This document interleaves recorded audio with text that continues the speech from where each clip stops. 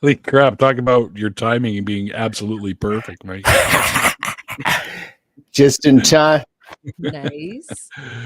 Well, welcome everyone to another edition of Deconversion Stories. Today we are chatting with this lovely lady down here, Apostate Anne, who is one half of the podcast Apostate of Mind, which I highly recommend you check out, especially the last one you guys did with Derek from Myth Vision, because that was a fun ride for sure. Welcome to the show, Anne. Thank y'all for having me. That's so exciting. I know y'all had Mark on, and we've been fans ever since and been tuning in. So I'm honored to be here and join you guys. Well, I appreciate that you're here for sure. I'm glad that we got Mark's better half here. You know, he really stunk up the joint. So finally, a redeemer to to save us from Mark's show. As horrible. No, I love Mark. You guys have such an interesting show because I've never seen more calm people deal with such irate people. Like, like water duck doesn't really work. Like saying magnets, maybe they just don't get bothered by them. I'm like, this is magic. I would have cussed all them people out. Amazing show. Links down below. Everybody, make sure you go sub. Thank you. Yes, indeed. Also have Anne's TikTok and Facebook if you have questions that you want to ask. Appreciate that. Of course, Mark's in the chat already going, hey! Neil, why would you say that about him? How dare you? I love you, Mark. It's for the clicks, man. I have to, man. It's controversy. I apologize. Anyways, what we do here is we chat with folks about how they found their way free from their previous belief systems. So what I generally ask is that you kind of take us back into the days, of indoctrination and all the little things that started happening to make you sort of question. And finally, the questions got to the point where you just couldn't believe anymore. Definitely. Yeah. So I didn't really grow up like fully into the church. So we weren't going every Sunday, but I had believing family members. I'm in the deep South where it's just reality, it's just accepted fact. And so this is something that I really never questioned, always claimed to be Christian. And then when I got into college, I was a vocalist, a singer. And so I got recruited into, being part of the worship team at the church. So that was the first time I was like really starting to learn what the Bible says and like learning worship music and all of that. And I do remember like looking back a few times that I was like, does anyone see a problem with this? Like, no one sees it, really? Okay, all right, I'll just stay quiet. I have a question. Yeah. What is your least favorite song, like hymnal or whatever that they would make you sing? What is the one you're like, oh, please, not Away in the Manger again? Like, what was the one that you hated to sing? I mean, I love music, so I mean, I liked most of it, but one that I thought was pretty strange is there's one, I think it's called Doxology, and it was like, we believe in the Father, we believe in this, we believe, and it's like saying all these weird things that we believe. We believe he conquered death. We believe in this, and it was just like very. It's just a list. Yeah, very chanty, weird. That was something I was like, that's kind of weird. Did the crowd sing with you for most of that stuff? Yes, everybody in unison singing that. Well, I will say one thing. I've been to there. We have a pub, I guess you would call it, here in Vancouver. I don't know if it's still there, but it was called the Yale, and they hosted like blues and stuff. But on Sundays they had gospel, and we used to go down just to hear because the voices are phenomenal, right? Mm-hmm. Didn't care so much about the word and the music or anything like that, but we cared about the music, but not the words that they were singing, kind of thing. Because I was not really a believer at that point either. So, but it was great just to hear them sing because they were powerful, powerful singers. Even now, like I still like the tune of some Christian songs, and I just kind of change the words. Oh, do you change the words? So do you have like an example of something that you would Oh have my changed? gosh. I could do that in my head a couple times real quick if you want me to. Literally last night, Mark and I did karaoke where we put Christian music on and we changed the words. So I was like, lead me to the truth. Now we know this. I don't know exactly what I was saying, but it was just those kind of things, changing the words like that. Science is real and All God is dead. BS. Yeah, that works. It's a small God after. Never mind. Uh-huh. Or it's How a small G big after all. is our God. Wow. Exactly. And you got the praise and worship vibrato going. Yeah, they miss you. I can tell they missing you right now. They're like, if only Anne wasn't an apostate. We need her. The Christmas recital is coming. Yeah, and I think because I already had a background in music, I kind of saw that it was more of a performance. Like, okay, we need more hands up. Okay, we need more energy. We need, it was a performance. That's so in the end, when we were trying, I know I'm kind of jumping to the end, but when we tried to go back to church as we were going through the process of deconverting a little bit or just getting away from the church a little bit, we really just saw it as a big production. The lights, the words, the And it lyrics is. that they put up, everything. All right. Mhm. So I guess sort of take us Yeah. into the days, while you were going to church and doing your singing and stuff like that. If you're saying that you really weren't a full-on believer, like what level of belief do you think you would have said you had at the time? So in college, by that time, it was like, okay, I'm a Christian, but I didn't necessarily have answers to all the questions, like the apologetics, and really know some of the behind the scenes of what they added and to the Bible, or even just the rules. Because I remember, for example, as I was learning that they are against homosexuality, then I was like, what? Like, you're saying they're going to hell just because of this? So little things like that, where I was like, that doesn't Yeah. make sense. That sounds a little hateful. But Wait a minute, that's not loving at all. for the most, so go ahead. Also, God, why put the G spot in the butt for the men if you don't like homosexuality? Yeah, I'm like, why do straight people have anal sex, but gay people can't have anal sex? And why is the sewer? And why is the sewer treatment plant right next to the amusement park? Like 1 inch over. Just put them on opposite sides of the body, 1 inch man. over hell forever. Yeah. There's one slip of the never mind. Yeah. No. Don't get confused in the dark. No.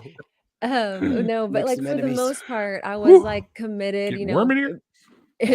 for the most part, I was like all in terms of relationship and prayer every day and like seeking God, and God and I were like this. And I sought him in all my decisions I was making, signs from him. I grew up kind of new age, so I was very much into positive thinking, and that means it'll happen, and having enough faith and it'll happen. And little things happen. Like I had all my faith that I was going to get into my first choice of college. I never had a doubt, and then I didn't get in, and so it was like, but I believed. Like I thought you said, if I believed with all my heart and all of this, and so that didn't prove to be true. And so that wasn't even part of it. I'm just telling you like little doubts along the way, but really throughout the whole thing, I just kind of explained it away, all my doubts, like, oh, well, God has the ultimate answer. He has a reason. I just don't know what it is. Or big picture, he'll have a reason for that. That's called special pleading. Exactly. I was doing all of those things all along the way. So then I met my husband, Mark, and we had heard that the best way to grow in your in your relationship together is put God at the center of it. So we were like getting involved in church. He became on fire for the Lord and went to Bible college, got his master's, became a pastor. Yeah, So even going back to college, like I was doing mission trips, and still singing on the worship team. So I was still involved in church even before I met him, but now I'm the pastor's wife and teaching Sunday school and on the worship Oh, team. wow. And it was like all of our life. It It's a was full-time consumed our life. job. Yeah, I A couple I of need full-time jobs. I need to know truly. what was that like teaching Sunday school? Because I went You to one know, once. okay, so I one thing came to mind is I remember reading this story of something about how this animal who had one horn and like Yeah. putting oil in the horn or something. And this one kid was like, "Oh, a unicorn." And then they're like, "Oh, a dinosaur." So it was just like, "Oh yeah, like this is kind of like Right. fantastical in a way." And also just noticing how much they changed the children's Bible story from the actual version and like cut out a lot Mhm. of the details. And I'm like, no, anyway, but other than that, it was fine, fun, and kids are great. Did you Kids are talk a lot, I guess, hilarious. about the biblical stories and stuff with the kids, like the Noah's Ark and the Samson and Delilah, that kind of thing? Or Yeah, but I don't remember those kind of stories. It was probably like the Good I was Samaritan about to and say. healing and miracles and those stories probably. And then when you turn teenager, they hit you with Sermon on the Mount for about 37 weeks in a row. that's a hell of a Mm, long sermon. Word. yeah, so Mark was a pastor, I'm a pastor's wife. Um, and then he was let go from the church. And I don't remember the Oh, timeline exactly of everything, but around that time, I don't know if it was before he got let go or after. I think it was a little bit after. I just really started having doubts. Okay, so one problem that I always had with Christianity, as I kind of mentioned, was the whole homosexuality thing. mhm. And so then I had reached a point to where I was like, okay, let's say the Bible's wrong about this. Okay. And then it opened up my mind. Okay, wait a minute. If the Bible's wrong about this, could it be wrong about other things? Like maybe it's not Mhm. true. And so I remember getting to a point where I was like, okay, God, please forgive me for doubting. Like, you know my heart. You know I've never doubted, but I'm gonna doubt you. I'm gonna try on a worldview with you not in it and just see. Because I had also heard about a pastor who wrote a book like A Year Without God.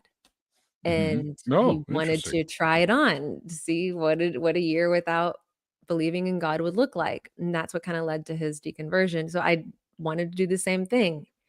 And when I put on those lenses, like everything made sense. It was like all those mysteries that were with God and all the excuses and all the explaining away just went away. Like everything became very clear, evident, observable. And Mhm. so anyway, I hadn't told my husband yet, pastor, masters in biblical studies, that I'm doubting, and I know he won't take it well. I know he won't like that. So I'm like dreading telling him, but I know like this is me. This is where I am. I've got to let him know who I am, what's going on. Right, right. And besides, you could take him in a wrestling match. I got money on you. You pin him for sure. You'd pin him. Yeah. So I still remember like that moment, that conversation out on the back patio where I was like, Oh, this boy. is where I am. And I remember Mark was like, I mean, for lack of a better description, just kind of like, I rebuke you, and that will not fly here. And like, no, woman, like essentially. But, I was Wow. like, this is where I am. Like, take it or leave it. Like, if you feel like you need to not be with me, then that's what needs to happen. And then that's when he was just like, you could see he dropped it and didn't say anything after that. And so we continued. I think he didn't intervene in that, and I was still going on my journey. Yeah. My journey was also going down the route of science. So for example, actually, let me back up. So I remember having a flashback moment in that moment when I put on the lens and I just said everything made sense. Like I thought back to all these moments like learning mythology in high school. Then I was like, Mhm. "Oh yeah, the Odyssey does have a Mhm. lot of similar stories. Oh yeah, Hercules and Samson with the strength thing. Oh my gosh, it's been right here in front of me all along." Or um also going into remembering in college taking a class and where they taught evolution and we're learning the interspecies and we're seeing the fossils and I'm like, oh yeah, I learned that. I saw the evidence. It was taught to me. Like didn't sink in. Um, and then I started learning more about evolution. And it's like, oh, well, that makes sense. All this time as a Christian, I was saying, well, I believe in microevolution, but not macroevolution, not realizing, well, it's the They're same almost mechanism. Like yeah, you yeah, just yeah, didn't yeah, yeah. understand.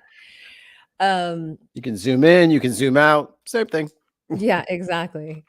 Um, thinking about how I was realizing like people that were doing bad behavior that I thought were sinful or not close to God. It was like, oh, they probably had like this mental health condition and that's why they were acting that way. Like it's a brain, physical, chemical thing. It's not a sinful spiritual thing. And now we have brain scans to prove that. We have evidence. And so just things like that. It just started slowly unraveling, and I had other answers to replace my previous foundational worldview. Mhm, mhm, Um, Meanwhile, Mark was starting to also go through his process of, as y'all heard, learning more mhm. about what Bible scholars are saying, the new academic information, and the alternative picture that that's painting. He was learning about history and learning about mythology and learning about, for example, the religious ties to, um, Nazism and that whole Holocaust movement and um yeah, there's so many similarities in the myths of the Bible stories and the learning about the historicity of Moses and Exodus and all the problems. And so then he was sharing with me. And so to every night we're like, okay, what did you learn? What did you learn? And we're sharing. And I learned this and I learned this. And we're like, oh my gosh, like this has been here all along. We didn't know. And it makes way more sense. Mhm. I know I'm talking a lot, but so then I also remember, Mark has all these commentaries. So we're like, wait, the scholars are saying this, but let's see what the old commentaries have to say. And we'd go back and we're like, that's a stupid argument. Like they're admitting there's a problem, but they're just saying, but God has a reason. And that was it. And it was like, but this side has all this evidence, way better reasoning. It's so in line with what's already going on with the history and culture and region. Like that's a way better explanation. So anyway, in the end, we kind of ended up like just deconstructing everything and now starting this YouTube channel where we share the information that we learned with others and share academic scholarly information, Hmm. mainly as it relates to the Bible and Right, its historicity. Did you right. guys did you guys go out and like see like a R-rated movie? Like you guys just walked in hand in hand. We can do this, and you walked into like John Wick, and we're like, oh god, our Christian brains too much. Or were you guys like were you guys already kind of secular, or were you very very pious until you guys were both not pious at all? Good question. We weren't that fundamentalist. I mean, it was non-denominational. And like we had Oh yeah, already that's right, that's right. mixed a lot of the modern thought into our religion. So we had already Hmm. justified and done all the logic gymnastics to work things out to continue to believe what we believed. Most I want regret. to come. Oh, go ahead. Hmm? Sorry. Oh, I was just going to say I want to come back to when you were talking to your husband about you thinking your new thoughts on God and religion and stuff like that, and him Mhm. sort of saying, "Oh, a woman and whatever." Like Mark had a question here. Uh, did his being a pastor make him more misogynistic? Definitely. Um, One thing that comes to mind is, when we were in the faith, and I wasn't in agreement with the whole gay thing, and we're wanting to know what to decide for our children of what we're going to teach them. And he was like, no, we're going to stick to the Bible. And I was like, but are we going to really teach them this? But at the end of the day, I was like, he's the man, he's the leader. We do what he says. So at the end, That whole I just umbrella kept thing. my beliefs quiet, and that's that. But I mean, I don't know that it was necessarily because of the religion. I think that played a part, but maybe also growing up Latino, and it's very much part of the culture of like that he's the firstborn male, and a lot of the women in the culture are, supposed to cook and clean and be the child rearer. So it may be a mixture of the religion and the culture. But definitely we've had to like come to terms of what our natural roles in the relationship are, and have peace with that. That's just our strengths. That's just who we are. It doesn't have to be sex oriented Right. or Well, I certain think roles. that religions throughout time have made seem like that women are substandard to men. I think that's just part of the whole thing. That's why they have that whole umbrella system that you see, like God or Jesus above, then the husband, then the wife, then the kids. Right? Like there's levels, sort of thing. And I think that is pretty adherent to most belief systems. They're pretty patriarchal. Yeah. In reality.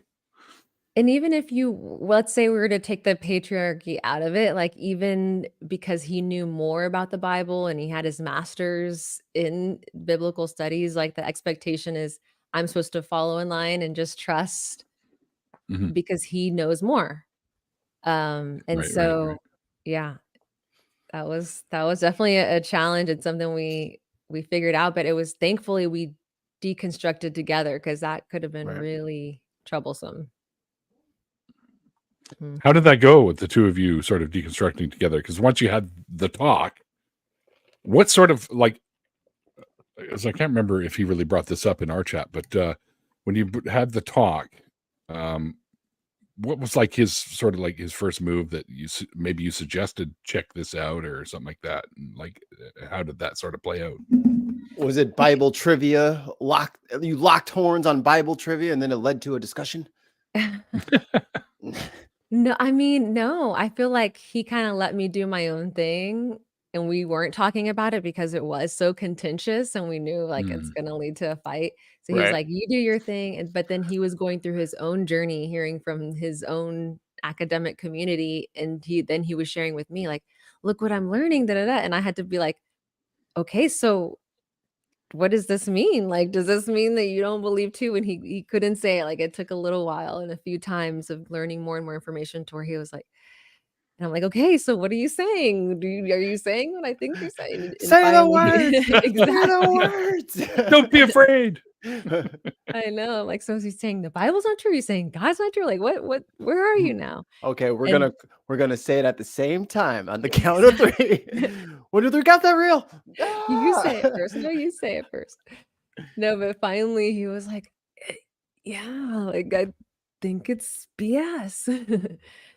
And so after that, then we just had so much fun, like digging deeper and deeper and like learning more and more. And we still to this day, like are listening to our YouTube channels or reading articles and sharing and, hearing different sides of the argument and learning the rebuttal. And that's so much fun to us. Once you guys were finally on the same page, I'm assuming that the quest for more knowledge probably was overwhelming to both of you, and wanting to sort of not really unlearn what you knew, but sort of learn the truth behind what you once thought was true, and getting sort of free from the fallacies and into reality kind of thing. So what were some of the first things you started looking into that you were not in denial of, but had stuck in your brain that this can't be real because Bible? Definitely evolution. I still remember going to the library, checking out books on evolution, and like just really learning all the evidence that we have out there, really understanding it. That was a big piece of the puzzle. going to the museum, seeing the exhibit of human evolution and seeing the fossils and seeing how similar and being able to connect those dots was really important. Yeah, understanding like the primitive ideas and beliefs behind the Bible verses. Mhm. Like, I don't know how they said that the heart, how they believed back in biblical times that the heart was like the thinking part, was like the brain. And so that makes more sense. It's like, no, it's not. The Bible verse is talking about your heart. It's like, no, they're thinking it's your head. It's supposed to be logical. That's Your conscience. It's like evidence that they had primitive understanding. So it's evidence that it's from man. Seeing Uh, polytheism in the Bible, that was also like, oh my gosh, it's right here in front of me. Worship no other gods before me, except Uh-huh. there are no other gods. Never mind, I Exactly. said that. I No idols. No mean, idols for the other gods that totally don't exist. uh-huh. So Or funny for me, enough, the heart is the thinking. The heart actually does carry neurons. I'm sure So, like our gut has more, well, serotonin and dopamine receptors. It's our second brain. I totally agree. Like your body. the heart, not the gut so much, because they've already demonstrated that gut instinct is only approximately 8% correct most of the time. what if you have a Mother's big gut? instinct is a little higher, but that's due to knowing your kids, right? Basically, so. But intuition like that, like gut instinct or gut intuition, is really low on the accuracy scale. So, but the heart does actually carry neurons. I don't know about the serotonin and stuff like that in the gut. That's more than likely true, but What because what if I serotonin runs throughout the body. So, what Mhm. if I ate a heart? oh well, then you're Then that eating Can I, makes you neurons. smarter. neurons? Smart heart. Exactly. Extra Yeah, neurons. that's not how it works, buddy. Serotonin in the gut puts the neurons right in my brain. You guys just said it yourselves. I love this. I'll be But right what I think back. is really interesting is some of the things we've done post conversion. Like, for example, um, Mark was an associate pastor of a church. Mhm. Mega So, church. or yeah, mega church. So around the time that we were starting the YouTube channel, or it may have been one of our first episodes, the pastor of the church gave a sermon about like how we know the Bible is true. And like all Oh, the points were so Bad. bad that we had to do a response weak. video. So like our first video is doing a response video to the pastor where he used to work. And I've also met with people from the church that I used to go with and join them on Bible studies, and they said I could openly ask questions in the group, and so Uh-oh. I took them up on that. Um, I'm meeting with like one local pastor, and I'm like challenging her and like sharing some of the information because I wish somebody told me these things. No one challenged what I believed like ever. And I'm like, how come nobody told me?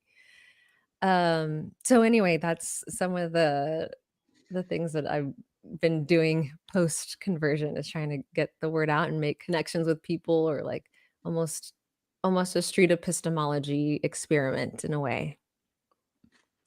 I realized my questions were bad in church when all the dudes were like because the boys and girls are separated. So like when Deacon so and so would look to the other deacon, he'd just be like, so we go move to the next thing. I was just like, come on, man. Leave me hanging. Yeah, we just we'll get to that later. It's like, So that's we have no answer for this. Just gonna write that down. Non-responsive. No comment. Gotcha. So when you challenged some of the people that you were chatting with, how did they respond to that? Sort of like when you asking questions that seemed challenging to them, how did they respond to that sort of stuff? I was shocked that no one had these good answers, like no answers sometimes. Like this girl, I literally asked her, so why do you believe? Like, what's the evidence? And I asked her like 20 times, and she didn't say. And it's like she's like a missionary and grew up with pastor parents. And I'm like, she didn't have any reason. Like, I was just shocked that you would think that these people who are deep in some of the pastors I met with too, their reasons were using very faulty logic, like using logic that wouldn't apply to special pleading. Basically, it wouldn't apply to other religions when they're thinking about the evidence they're presenting the same evidence that other religions are. So, and I think they really have a problem with that because they think, my little model here is logically consistent. Logically consistent is not the bar. Truth also has to be a factor. So if I make up the wubby dubbies and the flubby blubbies, and I make this whole long story with formulas and charts and all this stuff, it might be logically consistent. It's still made up. It doesn't matter if it makes sense in your little story. It's still Tolkien. It's still Odysseus. It's fantasy novel. Yeah. Yes. So one thing that comes to mind when you say that is, I was asking, well, why does it say, let us make man in our image? Like, what is this pluralness, plural gods, like pantheon? Yep. We didn't think that part of that far ahead. And the pastor was like, no, it's God and the angels. And he's just like, let us get pizza. Like, only one person's actually paying for the pizza.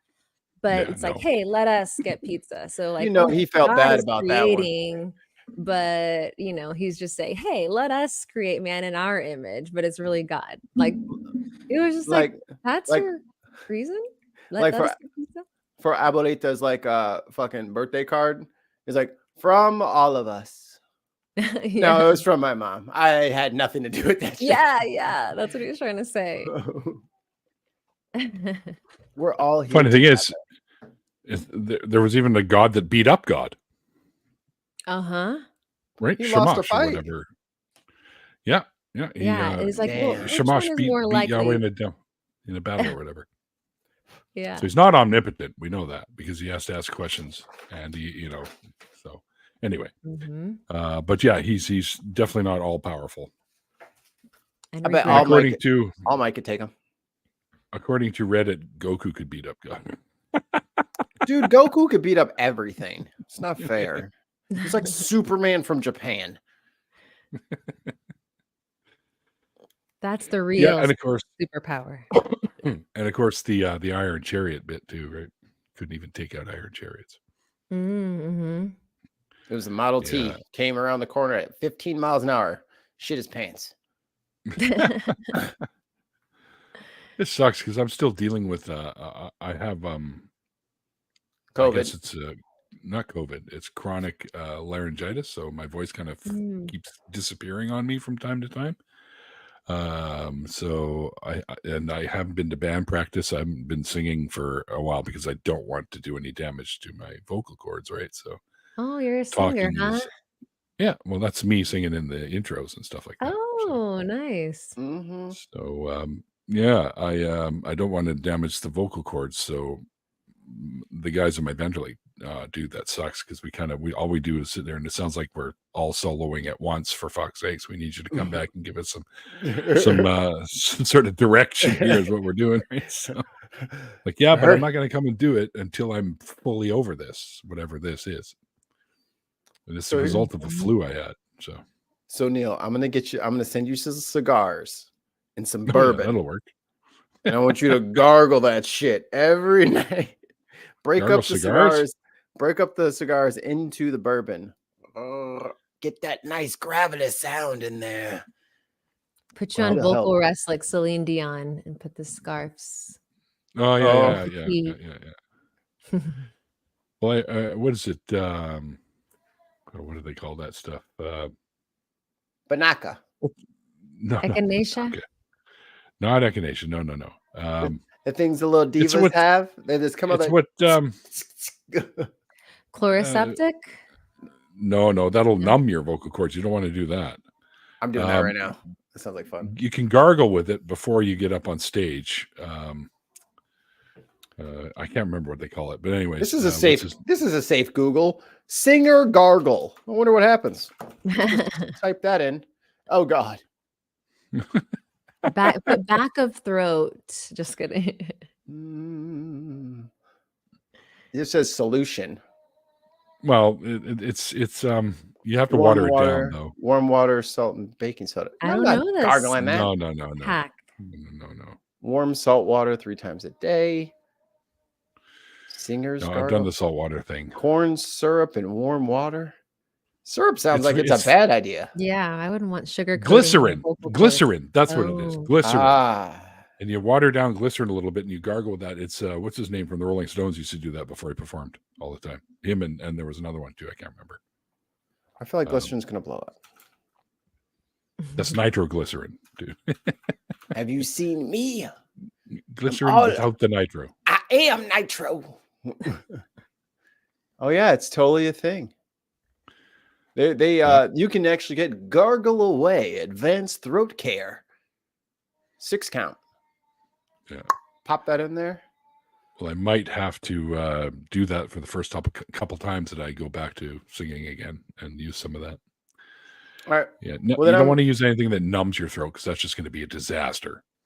Or I used to always get a steroid shot before any audition or performance, and I would inevitably lose my voice, and then steroid get my voice back. We'll get that shrinkage under control. No time flat. Can't be inflamed if you're full of steroids, making you happy. I used glycerin a few times, and it does help for sure. It definitely helps to coat, sort of keep you from doing too much damage. So, yeah. It says it's good for just oral care too. Mm-hmm. I'm looking here at my notes and like part of my story, and one thing I that was part of my journey too, I think, was I spent 2 semesters studying abroad.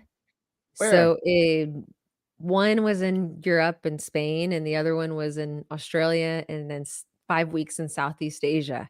And so, Southeast Asia, there's so many different religions and Taoism and animism. And of course, you've got, like in Malaysia, a mixture of Islam, and there's a lot of Judaism there. Like there's just so many different religions. And so to see the worldview that they have and how they live their life according to their worldview was just shocking to me. It was like, that's working well for them. Those are nice people. Like, what's the problem with that?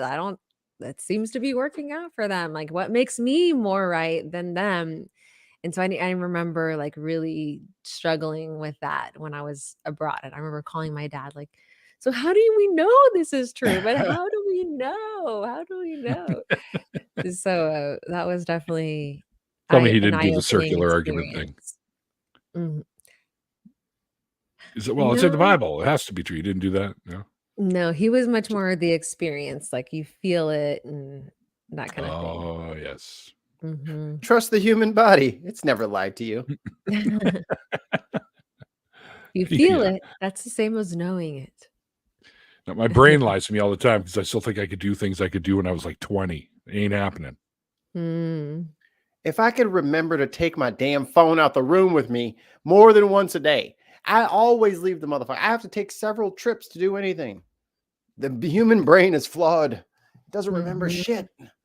Oh, yeah. Absolutely. And that was another part of my journey, is looking back at my, what I thought to be religious experiences and speaking in tongues and evidences. Well, you did that too. Miracles.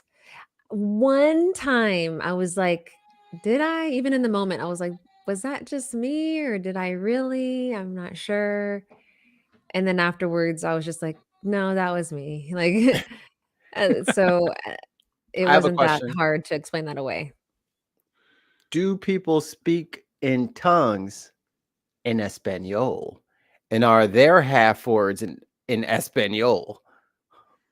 So they're like speaking in tongues in an accent, like their tongues is like the shaka naka shaka laka. Yeah, so it still sounds like, yeah, it still sounds just like the tongues of any language, I suppose. It's true. It's heaven speak. That's all we can say, guys. It's across all nations barriers. They have the angels same, know what I'm saying. They all have the same. Yeah, but I always like to ask them. I totally miss that. Could you repeat that?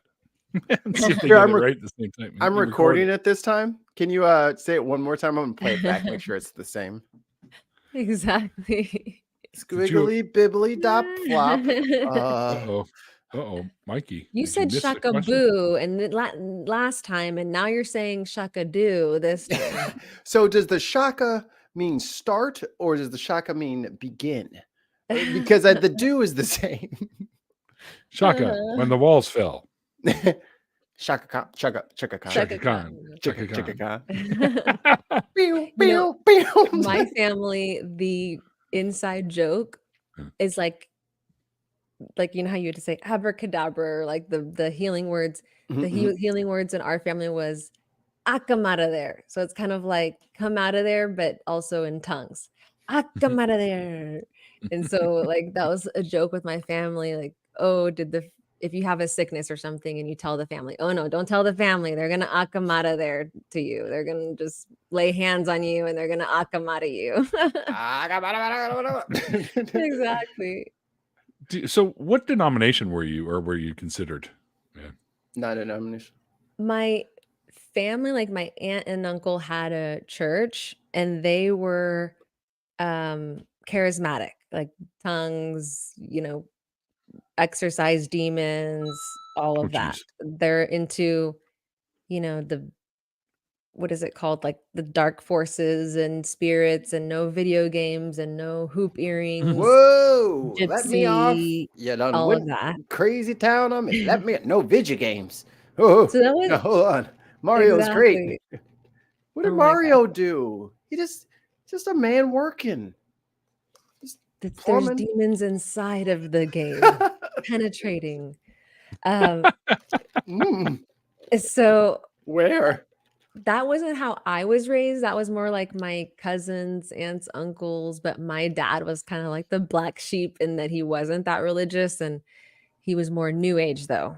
So that's really how I was raised. So I was more new age and then came to be more non-denominational Christian later on.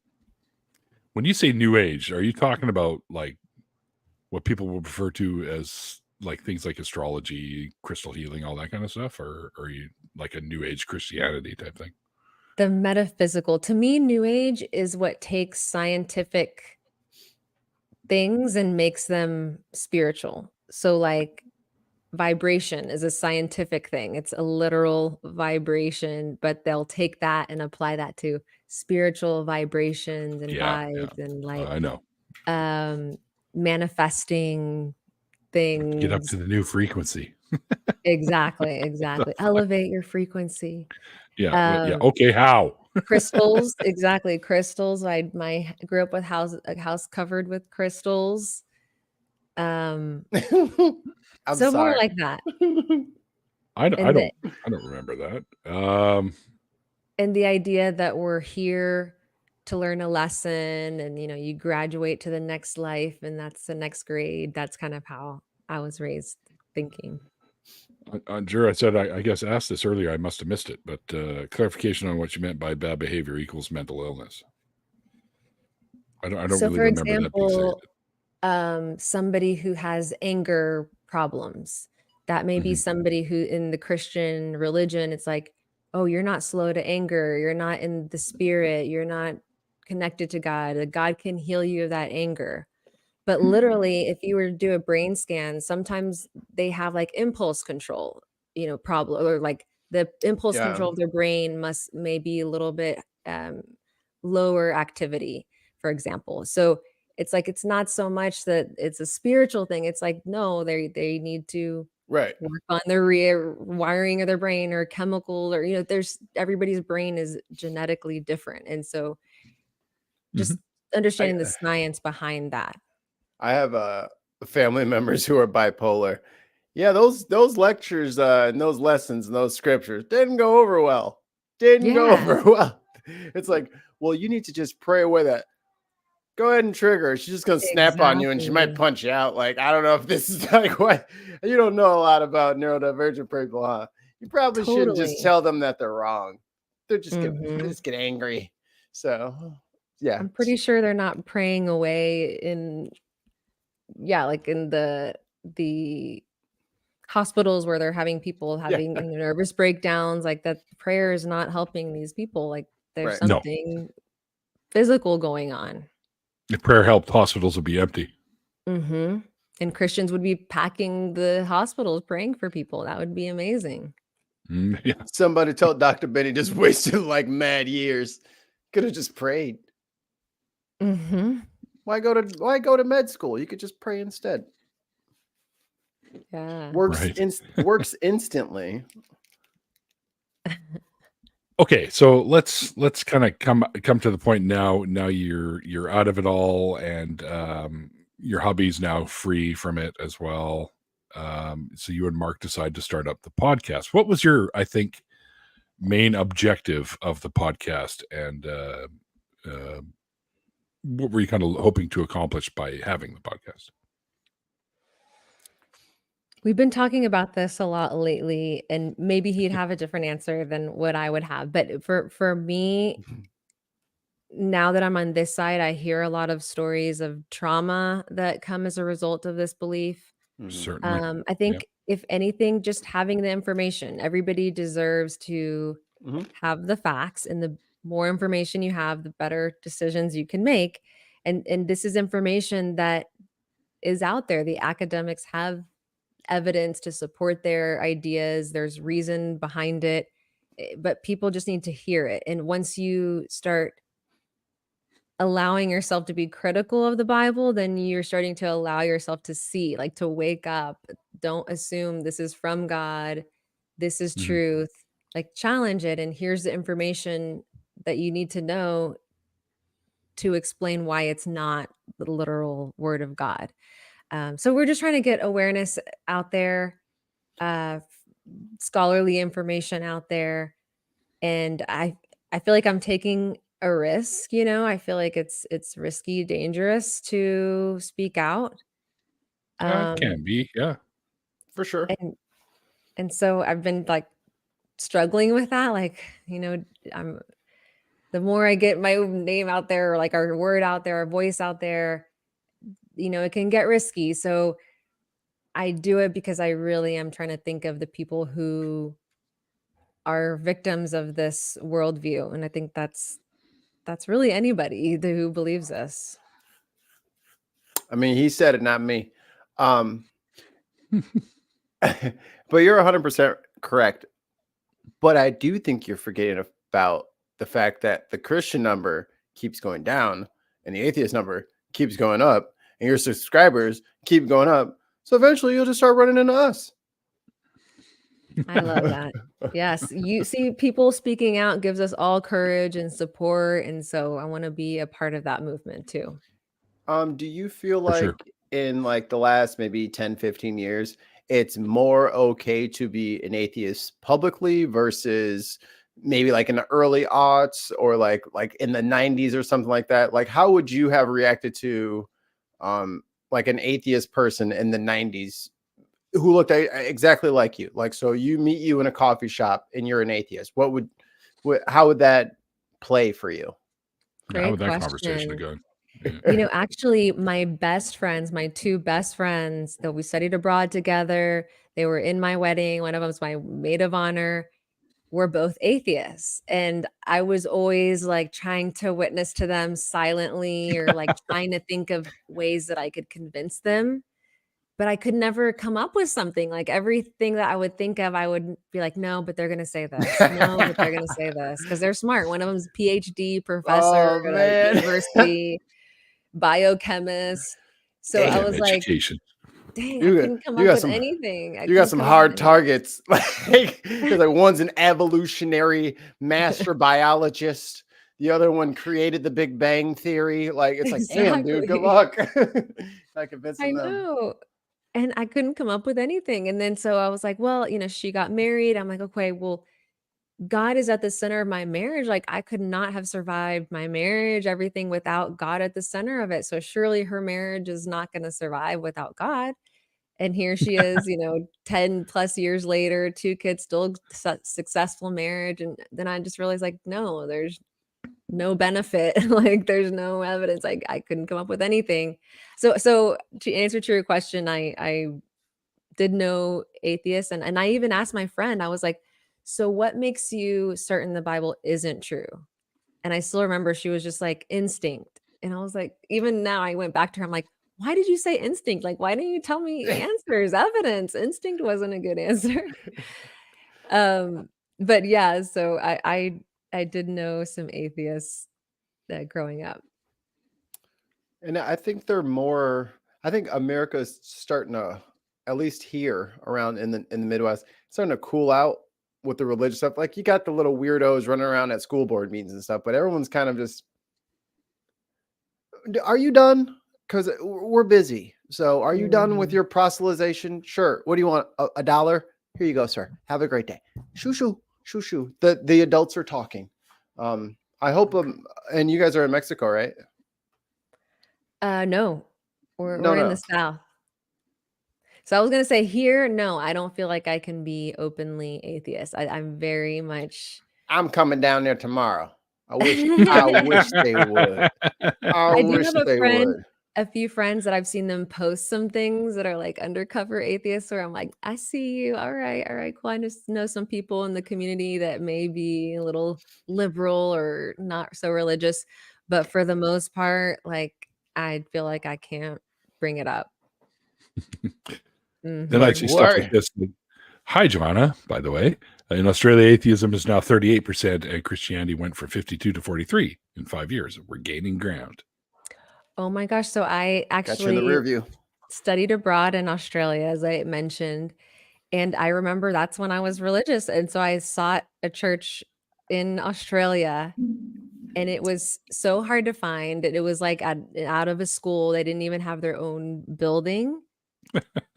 And so it was so different in Australia. And I remember my friend from Australia visiting me here in where I am, and her seeing like these huge megaplexes. And she's like, wow, what's that building? And I'm like, it's a church. And then she'd be like, wow, what's that building? It's a church. Like, every big building, every corner, it was a church. And she was just shocked. Like, it was a culture shock for her. What did you, being that they're on the corners, they also had 7-Elevens and Starbucks, right? And McDonald's, Speedway, Timmy's. Yeah. So the Starbucks was in the church. That's how big they are. Nice. Yeah. Literally. Yes, I am the pastor, and I'd like to use my rewards points for an espresso. Double shot. You buy 3 books, you get a free latte. Yeah, you get a latte downstairs. It wasn't a Mormon church. Is that what we're saying? Because they can't have coffee. That was another thing that's reminding me of, like, the shock of realizing afterwards, like, oh my gosh, we were all serving the church. We were all free labor all this time, like countless hours. And they smiled right in your profit. They smiled right in your face and said, "Thank you for your service." Yeah, I'm sure that coffee shop was run by volunteers, but you have to pay for the coffee. The bookstore, the books edited by some of the members, that's decorated by the members. It's really run on the concept that you're serving God. God was really telling me, I'd love if you guys shared your intellectual property with me. I would just love if you had like any designs, or if you could offer your editing skills, cut our grass, fix the toilets, just stuff I don't want to pay for with all the money you're giving me. The community has needs, like an upgraded sound system. We need woofers and lighting. Would Jesus want us to have one woofer? No. He'd be appalled at this soundstage right now. He'd be turning over tables. A dog. Yeah. He'd flip on all the tables. Jesus, relax. We're not bankers. Jesus walks into every church. Stop, dude. You can't keep doing that. We just had a better magic hand than me. That was the last food. Why?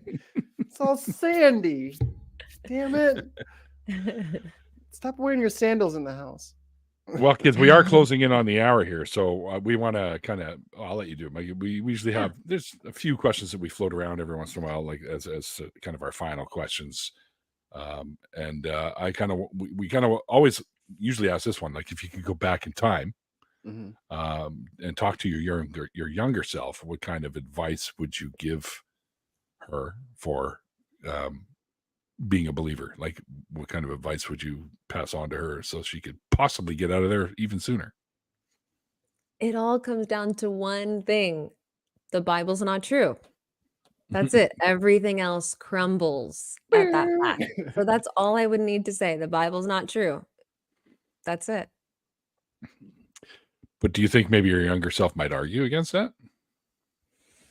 Yeah, but if my older, wiser self was telling me, You trust it? I would trust it. I would No, I immediately mean, try and assassinate future me. Clearly, If that's I- what he's here for. Clearly, that's why he's here, right? Come with me if you want to live. Not if I can help it. Get over here. And I Fight would tell my her the twin. high bangs with curly hair doesn't work. Just kidding. I Everybody permed had my them hair bangs. once. It was a horrifying experience. They see my last name is Bernstein, and they used to call me Permstein when I did it. So That's Yeah, mean. it They was brutal. shouldn't say that stuff to you.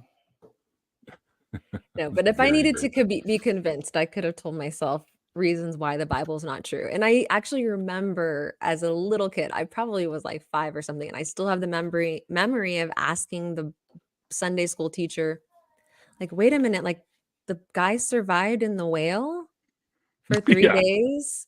And he It was was a like, fish oh, I too. It think wasn't even a whale. yeah, It was a a giant big fish fish. or whatever. Yeah, yeah. And he was just like, oh, well, like it's not literal. Like he told me that. And so I even remember questioning and doubting and him telling me it's not literally true, even back then. Yeah, well, I mean, I probably would believe my future self as well too if I came back to talk myself out of believing nonsense. Yeah, well, because first of all, I'd say, dude, stop eating so much. Look at you. So- You have to balance your That's what I diet. got to look up forward to. Jesus Christ. Anyway, Um, well, I had yeah, one go more. ahead, I Mike. think I lost it. Shit, it was right there. It was good too. If Back in the subcockles of the mind. yeah, it's like every time it's like the remote control on the couch. Like I can feel it, but every time I touch it, I'm pushing it further in there. It's gone. It's Uh-oh. lost. It's lost in the brain couch. You want to poke No it worries. free, maybe? One of these little Ow. you can Ow. poke at you. Ow. Why are you poking for my eye? Ow. I don't know. Not there. It's not stuck there. I think it had something to do with your show, but then I also think it had to do about like reflection about how you are now versus then. I really got nothing. I got nothing, guys. Well, you can think about it and possibly ask it in the after party, right? I'll think on There it you and go. I'll ask it in the after party. That sounded like an That echo. seems- Anywho, Mikey's a parrot in reality. Ask in the after party. Otters. Otters are always good. I haven't heard the train whistle. When does the train whistle come in? That's Oh, that's my Atheist Underground. Oh, Oh, is okay, it? okay, Because okay. we have a train go by here all the time. Oh yeah. I thought I remember It used to be Mikey worse. saying he loves trains or train whistle or There's something one like coming that. now. Oh, Yeah. I know. The yeah, but he's got that like the wooden toot toot horn. I was like, Okay. I didn't know people made those. I thought they just came from a factory. Well, we had one of our guests recently was on. It was he plays like a conductor. He puts on a conductor hat and he has a train whistle on his talks. Atheist Underground. Yes, Mm. yes. Yeah, that's what I said. Oh yeah, you said that already. Never mind. Oh, I have something I can share with y'all. Brains in slow mode. Yes, go ahead. So something kind of interesting is that Mark and I are about to release an episode this week about circumcision. Woohoo! Yeah. And like why we circumcise and where this practice came from, because I remember Oh, like it's part of biblical. my deconversion is afterwards I was like, well, wait a minute, now why are we cutting off babies' penis tips? Like, is that not mutilating their genitalia? That's Like, the hoods. is anyone else The seeing tits. this? So we I- kind of go into all the behind the scenes and history behind it. I always had a question too. If we're created in God's image, is he circumcised? That's a good question. Was Adam circumcised? Why did Adam and Eve have belly buttons? You know, I They was do in every noticing, rendition. yeah, I was noticing too at the old Canaanite idols also had belly buttons. Hey, you never know. You never know. Damn idols. Anyway. Well, Anna, I want to thank you for jumping on here with Mikey and I for tonight's episode. It was really great chatting with you, and we hope you had a good time. Same. I had a very nice time. You're great. The fun's Thanks, not guys. over yet, folks. We are going to do an after party, and Mark is going to join us for that as well with Ann. So Yay. We we'll hope so. say hi to the other half of the Apostate of Mind YouTube channel, guys. By the way, all the links for Apostate and Ann are in the description box below, as well as a link to the after party if you want to just hang out in the chat and poke fun at us from the chat and stuff like that. They We would always never. If you'd like to be a part of the after party, just give myself or Mikey a message somewhere, and we will get a link to you, and you can come and hang out with us. I Join know the party. for a fact that my good friend Dr. Ben is wanting to be in the after party, so it's been a while since we've had him in here, so we're going to have Dr. Ben in here with us as well. What is Dr. And, Ben a doctor of? General practitioner. Okay, Yeah. cool. Formerly And, student Dr. Ben. Formerly student Dr. Ben, yeah. Also been on lots of different shows, like On the Line with Transatlantic, has done like Talk Heathen, Atheist Experience, all that kind of stuff. So he's been around spreading the word, so to speak, or the lack of word. Anyway, I don't know. We'll get into it. But thanks everyone out there in the chat for hanging with us. Always appreciate you guys coming and keeping the channel alive over on Twitch and over here on YouTube.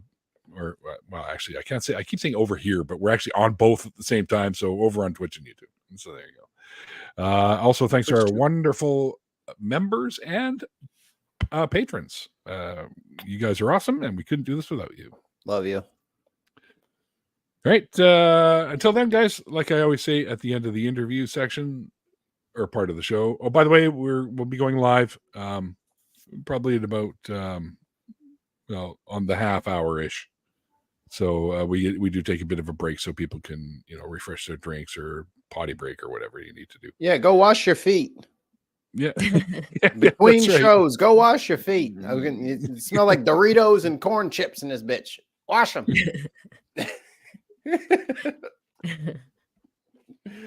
And take the damn trash out. It smells in here.